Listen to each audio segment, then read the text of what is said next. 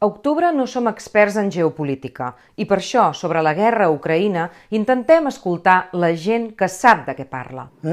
O sea, no seamos ingenuos y no seamos, o sea, no nos toméis el pelo, por favor. Estoy aquí como profesor de universidad, podemos hablar de los think tanks, podemos hablar un montón de cosas. Podemos hablar del pluralismo informativo en sí, Occidente. sí, Tú pero fuiste jefe de opinión de un diario del país pero es que solo da opiniones en un sentido. ¿Cómo? Solo da un diario que, si tú miras los titulares, todo es... yo no lo leo. Pero eso es ahora o antes, pero vamos a hablar del país ahora. Una de las señoras que iban a estar aquí presentes hoy, pero ha trabajado, por favor, yo creo que esto de verdad es que no sé. Rafael, yo me voy. De verdad, si vamos a empezar con... Es que vamos a dejar que haga... No está fuera del debate. Està fora del la debate propaganda completamente. està en el centro de este conflicto. Hem trobat una veu molt interessant que volem compartir amb la nostra audiència. El 23 de febrer, poques hores abans de l'entrada de les tropes russes a Ucraïna, la Universitat Nacional d'Educació a Distància, la UNED, va acollir un debat molt interessant. Entre els participants hi havia Rafael Poch, excorresponsal de La Vanguardia a Rússia i Xina, i Ignacio Torreblanca. Torreblanca és membre del think tank European Council of Foreign Relations, és columnista del Mundo i, per cert, va ser cap d'opinió del diari El País, on, juntament amb David Alandete, va dirigir la campanya de desinformació sobre Catalunya a l'octubre del 2017. Tenim un vídeo sencer on es pot veure com van mentir descaradament. Creiem sincerament que el que escoltareu a continuació és molt interessant i útil. Esperem que us agradi. O sea, no seamos ingenuos y no nos toméis el pelo, por favor. Si te parece, empezamos por Rafael. Rafael, ¿cuál es tu percepción de cuál es la situación en este momento? Bueno, la situación general en este momento es de peligro, ¿no? ¿Y por qué de peligro? Pues porque hay dos entidades imperiales, ¿no?, muy importantes, nucleares, que están en contacto y tensión militar. Esto es así de claro y así de grave. Yo creo que estamos ante un momento muy peligroso para el orden, para las relaciones internacionales y específicamente para el orden europeo, que ha sido un orden pacífico y sobre una base de principios muy claramente establecidos, ¿no? Y creo que Rusia con esto claramente demuestra que no puede convivir con las normas básicas del orden internacional y menos del orden europeo en este momento, tal y como está planteando sus actuaciones, ¿no? Bueno, yo quisiera empezar poniendo el foco de nuestra observación un poco en posición de gran angular, ¿no?, y ver un poco la situación general que produce toda esta crisis concreta en Ucrania, ¿no? Desde hace muchos años se está, por parte del bloque occidental, se está rodeando militarmente a Rusia y a China. Si ustedes miran un mapa del mundo, verán que alrededor de estos dos países hay un sarpullido de 800 bases militares y hay un hostigamiento y un avance de infraestructuras militares alrededor de estos países, ¿no? ¿Por qué eso? Bueno, en términos generales, la potencia occidental está remitiendo un poco, ¿no? Sigue siendo dominante, ampliamente dominante, pero no es lo que era. O sea, después de la Segunda Guerra Mundial, Estados Unidos pesaba un 50% del PIB mundial, hoy pesa apenas un 20%, ¿no? ¿Cuál es la respuesta de este imperio descabalgado que es la hegemonía occidental ante esto? Pues es una respuesta militar de rodear militarmente al adversario, ¿no? Entonces entramos aquí en una gran cuestión, que es la cuestión de los imperios descabalgados, los imperios que vienen a menos, ¿no? Y aquí entramos, en esta categoría está el bloque occidental y está Rusia, desde luego, también, que tiene unas patologías extraordinarias al ver que ya no es lo que era y que cada vez está en una situación más débil. Pero en lo que respecta a Rusia, yo creo que lo más significativo es explicarnos cómo hemos llegado a esta Rusia dura, esta Rusia tan cínica con respecto a las reglas internacionales, impuestas por lo que llaman comunidad internacional, que no es la ONU, es el club de los occidentales, etcétera, etcétera. ¿Cómo se han llegado a esto? Bueno, pues hay una irritación acumulada a lo largo de muchas décadas que parte del engaño con el que se saldó la Guerra Fría, ¿no? El engaño de unos se retiran, ¿no?, y los otros se amplían, ¿no?, traicionando toda una serie de garantías escritas, verbales, escritas en el documento de la OSCE, pero verbales hasta la saciedad, o sea, la lista de los dirigentes occidentales que dieron garantías de que no iba a haber un aprovechamiento estratégico de la retirada de la Unión Soviética de Europa, pues implica al presidente de Estados Unidos, a su secretario de Defensa, al jefe director de la CIA, a los mandatarios de Francia y Alemania, bueno, un poco a todo el mundo. La lista, esto está documentado, desde 2017 se desclasificaron los documentos americanos al respecto, ya se conocía, pero ahora lo tenemos documentado, ¿no? Entonces, bueno, ya desde hace muchos años Rusia decía que esto iba contra sus intereses, pero como era un país tan débil, en los años 90 un puñado de guerrilleros chechenos los tenía en jaque, pues nunca se la tomaron en serio, ¿no? Entonces, ahora que es un poco menos débil, ¿no?, que se ha fortalecido, pues 30 años después ha dado un puñetazo en la mesa y ha dicho lo que ha dicho siempre, es decir, que no queremos que Ucrania esté en la OTAN, queremos que se retiren las infraestructuras militares y que la OTAN retroceda al 97. Naturalmente son unas propuestas absolutamente maximalistas, pero son una base de negociación que reflejan las preocupaciones rusas, ¿no? Pues bien, la diferencia con lo que decía Gorbachev en el 96 o con lo que decía Yeltsin, tal, es que ahora Rusia es un poco menos débil y ha acompañado esta exigencia de un puñetazo en la mesa, que es desplegar 100.000 soldados en la frontera. Y por primera vez le han hecho caso. O sea, por primera vez, debajo de todo este griterío, se ha puesto en marcha un mecanismo diplomático que de momento no está dando ningún resultado, pero se ha puesto en marcha. Y ese es un poco el dato principal que confirma un poco que el mundo no respeta a los débiles, ¿no? Y que al final es la política de fuerza la que funciona, ¿no? Yo discrepo de Rafael. Creo que no hay ningún parámetro académico ahora mismo bajo el cual podamos hablar de un imperio occidental. Es decir, los imperios tienen vasallos y los vasallos no suelen ser libres de elegir a sus señores, ¿no? Creo que todavía hoy esa es una gran diferencia que no permite plantear una equidistancia entre Rusia y Estados Unidos muy importante, especialmente en el contexto europeo, ¿no? Y sí con respecto a China y Rusia, que conciben sus relaciones exteriores como las conciben los imperios. Para los imperios solo hay enemigos o vasallos, ¿no? Son incapaces de generar un orden pacífico de relaciones basado en reglas y basado en el derecho, ¿no? Y por lo tanto no hay ninguna categoría bajo la cual podamos pensar que los estados europeos, que son libremente miembros de la OTAN y que han ido solicitando por sus parlamentos elegidos democráticamente ser parte de la OTAN, son vasallos de un imperio, ¿no? Por alusiones, vamos a dejar que Rafael conteste y luego le preguntamos a Andrés. Es tanto. Este discurso posmoderno de que ya no hay zonas de influencia, que no hay imperios, que nosotros no somos imperio, perdón, somos el mayor imperio del mundo, somos la potencia hegemónica, ¿eh? Y nuestro ámbito geográfico es el mundo entero, no es Europa, no es la OTAN, es el bloque Estados Unidos más OTAN, incluso el occidente ampliado que incluye Japón. O sea, la geografía me parece que es una noción básica de geografía para el que se ocupe de las relaciones internacionales, saber quiénes somos, ¿eh? Las zonas de influencia existen, ¿eh? Y lo veréis pronto.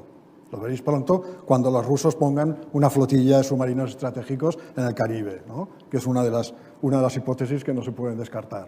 ¿Qué pasará entonces? Somos un imperio pacífico. Por favor, un imperio pacífico. Pero si desde el 9/11 hemos tenido una sucesión de guerras eternas que dura hasta el día de hoy y que según el cómputo de la Universidad Brown de Estados Unidos, que es un cómputo benevolente, ha producido 38 millones de desplazados y 900.000 muertos entre el arco que va de Afganistán a Libia, pasando por Siria, Irak. ¿Pero cómo podemos seguir con este discurso posmoderno de que nosotros somos las palomas y estamos sembrando la benevolencia por todo el mundo, mientras la pérfida Rusia... Por favor, las enfermedades profundas de Rusia, que se han expresado con toda claridad en este discurso imperial del presidente Putin, se han larvado durante muchos años. Y se han larvado de una forma que yo personalmente he vivido concretamente. Recuerdo en el año 96, una entrevista con Gorbachev, en la que él me dijo, no, esto de la ampliación de la OTAN, de Gorbachev, que no es un nacionalista ruso, era uno de los políticos más grandes que hemos tenido en el siglo, ¿no? La ampliación de la OTAN es la respuesta a el progreso de la unidad europea. La Unión Europea se está fortaleciendo, llegará un momento que se va a emancipar en política de seguridad y exterior de Estados Unidos, y la manera de reventar o de complicar esa emancipación es crear un follón en Europa, ¿no? Y eso es lo que está haciendo, ¿no? Mientras esté la OTAN allá, Estados Unidos domina política y militarmente las relaciones en el continente, ¿no? Ese mismo año 96, el señor Rifkin, que era el secretario del Foreign Office británico, ya dijo que el objetivo de la ampliación de la OTAN al este, ampliación que no había ni siquiera comenzó en el 99, aunque los documentos ya estaban previstos, más o menos, era implicar a Ucrania, ¿no? Y ya ese año hubo unas maniobras militares OTAN-Ucrania en un escenario de una revuelta separatista, ¿dónde? En Crimea. O sea, no seamos ingenuos y no nos toméis el pelo, por favor. Entonces, respecto al discurso imperial de Putin, es realmente muy preocupante. Es muy preocupante, ¿por qué? Pues porque lo que está diciendo es que Ucrania es un montaje, que es una nación que creamos nosotros, que crearon incluso los pérfidos comunistas bolcheviques rusos, ¿no? Es un discurso que ni siquiera es nostálgico de la URSS, es nostálgico del imperio zarista. Y eso es un enredo absolutamente fatal para Rusia, porque con un discurso nacionalista ruso, Rusia nunca va a poder consolidar su entorno, porque necesita otras ideas y otro régimen. Es que en el discurso contenía unas frases, por ejemplo, absolutamente chocantes, denunciando la injusticia social imperante en el régimen oligárquico ucraniano y denunciando el maltrato a la oposición ucraniana, ¿no? Claro, ¿desde qué posición se formulaba eso?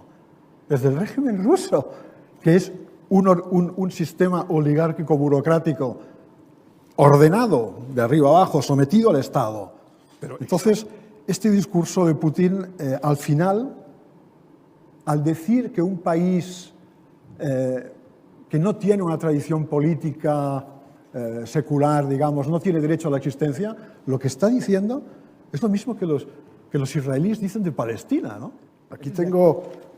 es que lo que es alarmante de toda esta situación es cómo se está frivolizando la guerra en los dos bandos, digamos, ¿no? Aquí tengo una declaración nada menos que del vicedirector del Atlantic Council, ¿no? Que dice, o sea, Washington debe prepararse para una guerra con Rusia y China, con los dos. O sea, el debate en Washington ahora es, ¿hemos de prepararnos para luchar contra Rusia o hemos de prepararnos para luchar contra China, ¿no? Y hay estos genios de los think tanks, ¿no? Los think tanks son los laboratorios de ideas, ¿no? Absolutamente dominados en Estados Unidos de forma clarísima por las empresas armamentísticas y por el establishment nacional, ¿no? En la Unión Europea pasa lo mismo, tú lo conoces porque estás en uno de ellos. Y claro, no tienen absolutamente nada de independencia. En Estados Unidos lo que venden estos think tanks normalmente es la guerra, la necesidad de guerra, de surtir al complejo militar industrial, que es el que en gran parte determina la política exterior de Estados Unidos, ¿no?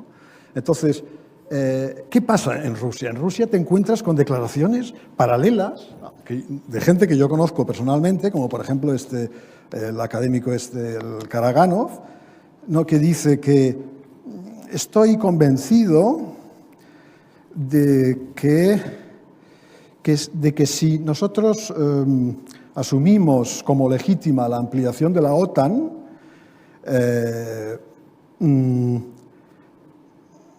vamos a desembocar en una guerra. O sea, si no paramos esto, se va a desembocar en una guerra. Por tanto, hemos de cambiar el sistema, ¿no? Hemos de cambiar este sistema que funciona ahora, que nos conduce a una gran guerra, y no excluyo que con una pequeña guerra podamos podamos evitarlo, ¿no? Esto lo dice, además dice, bueno, nos hemos entrenado en Siria, lo de Siria nos ha servido para que nuestro ejército haga músculo, en fin. Esto lo dice un señor, Karaganov, al que yo conocí perfectamente, que en los años 90 era el más occidentalista de los occidentalistas politólogos de la época de Yeltsin, ¿no? Entonces, ¿qué ha pasado estos años para que esta gente cambie allá? Torreblanca dice, Putin. Vale, a ver. Cualquier gobernante ruso defendía los puntos del 17 de diciembre que ha presentado el Ministerio de Exteriores ruso a la OTAN y a Estados Unidos en los años 90 y en los años 2000. Los defendía Gorbachev, los defendía Yeltsin y los defiende Putin. El discurso este demencial de Putin contra Ucrania no es una cosa de Putin, es una cosa del nacionalismo ruso. El señor Navalny, el envenenado y encarcelado y maltratado por Putin, dice exactamente lo mismo sobre Ucrania, ¿no? Entonces, cuidado, ¿no? 4 palabras sobre las sanciones. Las sanciones son muy perjudiciales a Rusia, para Rusia. Rusia está muy expuesta a las sanciones. Dicen ellos muy gallitos que en estos años se han preparado y que ahora ya podemos afrontarlas, bla, bla, bla, bla, bla, bla. Todas estas bravuconadas hay que ponerlas entre paréntesis y hemos de ver cómo funcionan, ¿no? Pero lo que no hay duda es de que las sanciones son esencialmente el perjudicado de Rusia y políticamente también, no solo económicamente. El régimen ruso es una coalición burocrático-oligárquica, ¿no? Digamos, ¿no? Entonces, estos oligarcas tienen unos intereses económicos en Occidente fenomenales. Si cualquier gobierno ruso que fomente o que practique o que defienda, pónganse el verbo que se quiera, la tensión con Occidente, perjudica a estos súper ricos. Y estos súper ricos pueden organizar una revuelta en Rusia. O sea, el régimen ruso, con toda su apariencia, tiene unas bases muy frágiles. Entonces, tenemos que tener mucho cuidado con Rusia. Rusia es sustancia inflamable. Rusia es un país muy grande que nunca podremos controlar. Es demasiado grande en términos geográficos, en términos de grandeza histórica, desde todos los parámetros. No lo vamos a poder colonizar nunca. Lo que tenemos que temer es una Rusia desordenada. Puede ser mucho peor que lo que tenemos ahora. Mucho peor, ¿no? Por tanto, no metamos el dedo en el ojo al oso ruso como llevamos haciendo 30 años. Porque en una de estas te da un zarpazo. Y eso es lo que está haciendo ahora. La invasión esta, el reconocimiento de estas 2 repúblicas de pacotilla del este de Ucrania. Esto no es más que, es como lo de los 100.000 soldados. Es un elemento de presión más. ¿Para qué? Para la negociación. ¿Qué quiere Rusia? Rusia quiere lo que está en los documentos del 17 de diciembre. No nos rompamos la cabeza. Naturalmente que le gustaría romper la OTAN, dividir, todo lo que quieras. Pero lo que hay es eso. Y sabe que no va a conseguir eso. Pero sí que puede conseguir a lo mejor el 50, el 20%, el 30%, no lo sé. Pero va por eso, ¿no? Entonces, si hace estos movimientos, y digo una cosa, habrán más movimientos, habrán más jugadas de esas. Si no hay respuesta a esta presión va a continuar. Yo había una cosa que excluía por completo, y era el acuerdo con los países amigos de América Latina, Cuba, Venezuela y Nicaragua, para hacer alguna jugarreta en el hemisferio, en el patio trasero de Estados Unidos, ¿no? Y demostrar que la teoría esta postmoderna de que las zonas de influencia es una cosa trasnochada, el siglo XIX, el siglo XX, la Unión Europea está por encima de esto. A ver qué pasa en Estados Unidos si le hacen esta jugada ya, ¿no? Y ya para acabar, ¿cuál es la garantía de seguridad para Ucrania? Que desde luego hay que darle garantía de seguridad a Ucrania. Es la neutralidad. La neutralidad, lo que Ucrania era hasta el 2014, cuando estaba reflejando en su constitución que no se metía en bloques. Y cuando vino la Unión Europea, esa Unión Europea tan benevolente, y le dijo, ¿firmas el acuerdo de unión con nosotros o lo firmas con Rusia?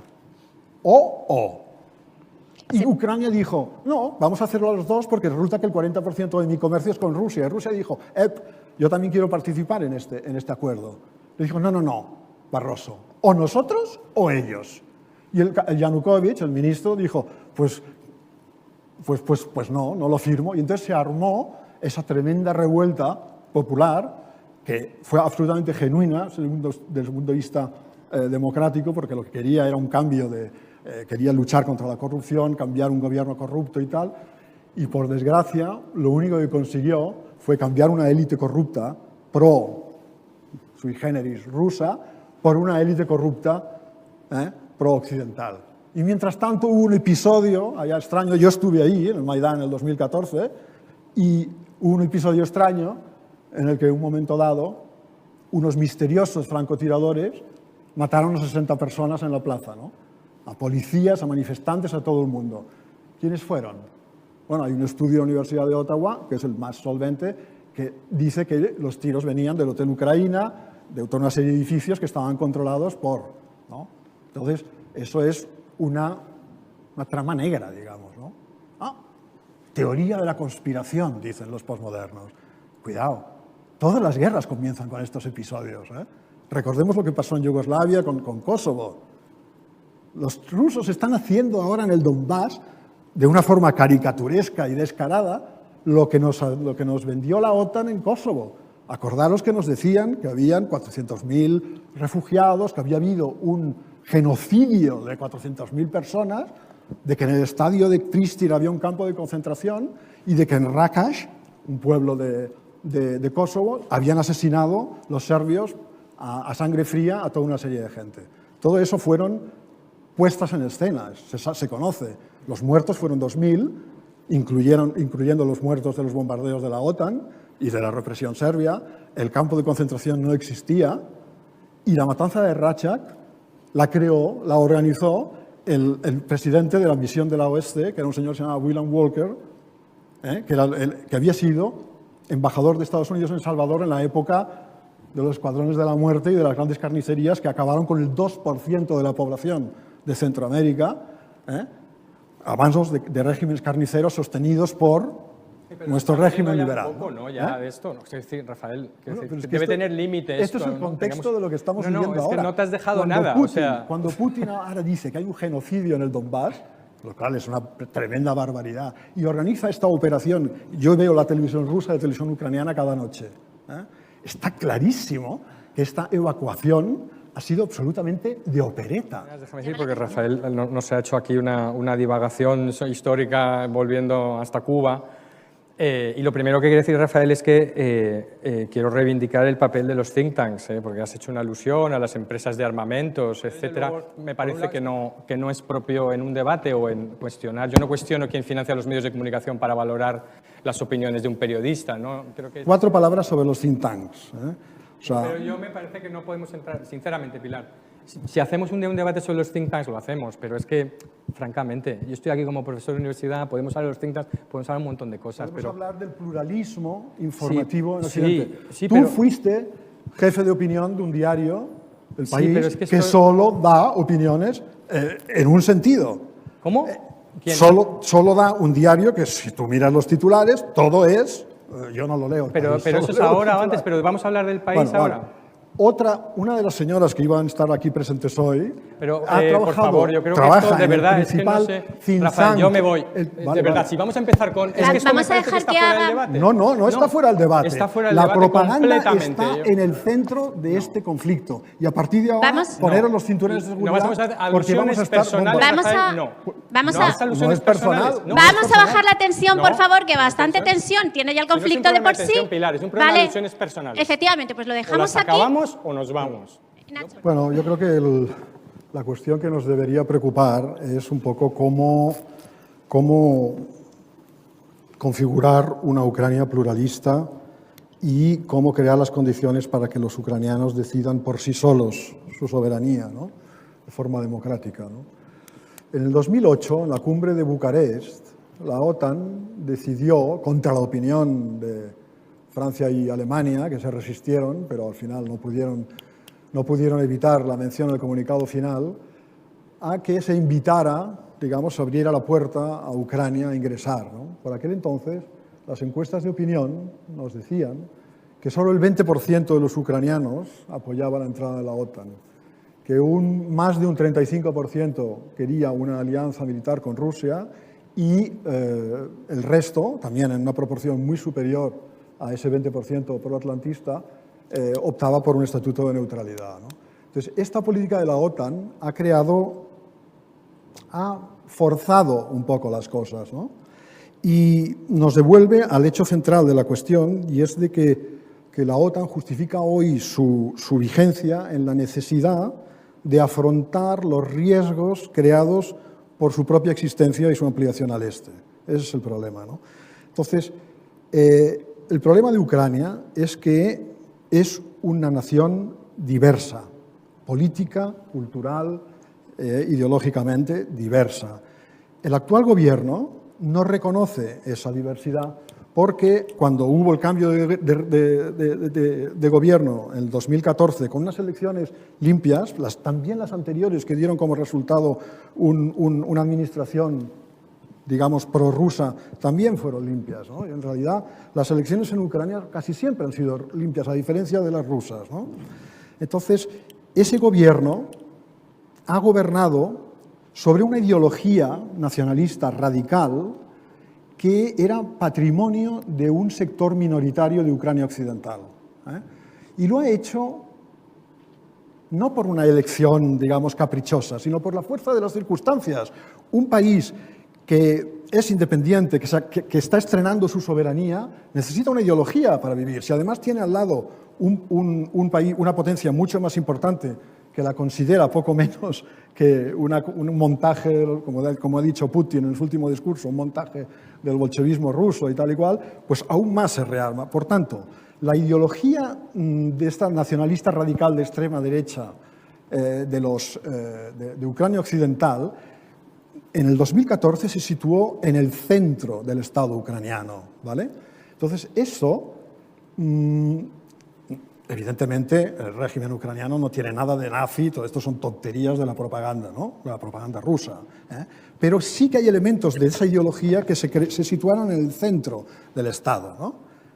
En el 2014 no solo ocurrió el Maidán, ocurrió también el anti-Maidán. Yo fui testimonio, estuve 15 días en Kiev en el Maidán y 15 días en el este de Ucrania, ¿no? ¿Qué presencié allá? Pues en todo un arco que va desde Kharkov hasta Odessa hubo revueltas, protestas, manifestaciones contra con lo que había pasado en Kiev, ¿no? En Odessa, concretamente, yo presencié manifestaciones de decenas de miles de ucranianos, la mayoría de ellos rusoparlantes, protestando contra eso, ¿no? El 2 de mayo hubo una masacre en Odessa en la que se mató a 50 de estos, y ahí se acabó.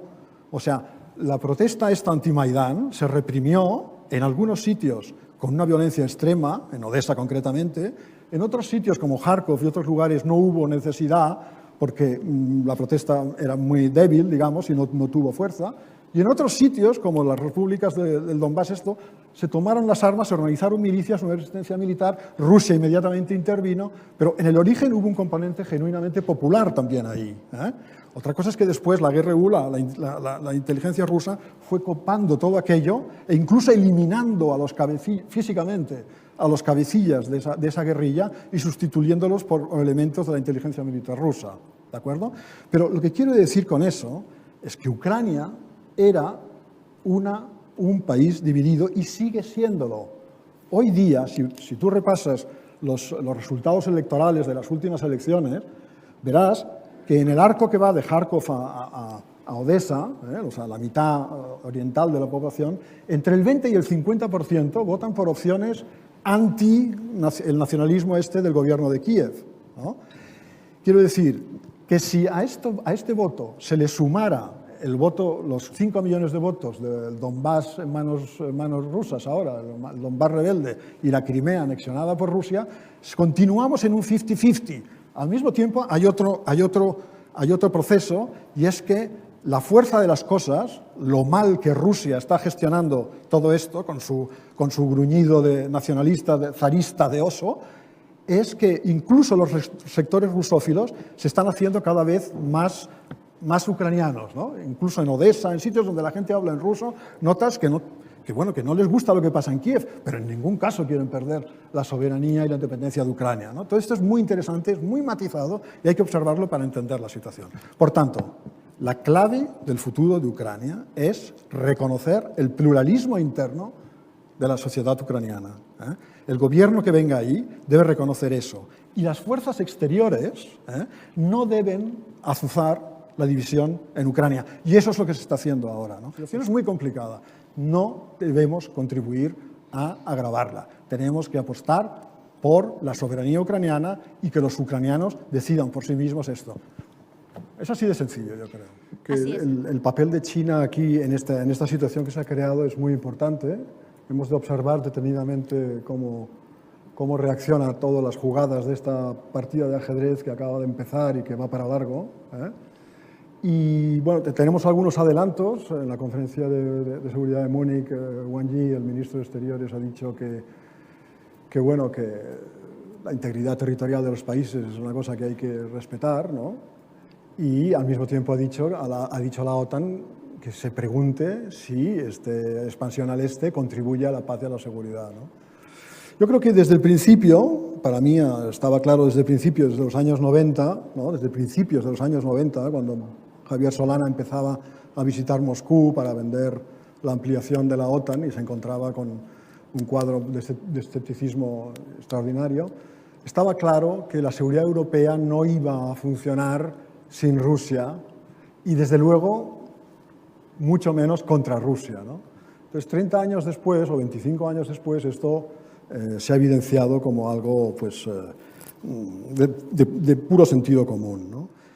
Y yo añadiría a eso pues, una perspectiva de desnuclearización en Europa también. Tampoco estaría mal eso. Yo creo que la opinión pública europea votaría con las dos manos a favor de esto, ¿no?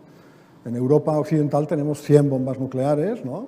Americanas guardadas en Alemania, Italia, Turquía, toda una serie de países, y eso no contribuye a la seguridad. Convencer a Francia para que se desnuclearice es un poco complicado, pero dar pasos a ese nivel podría estar bien.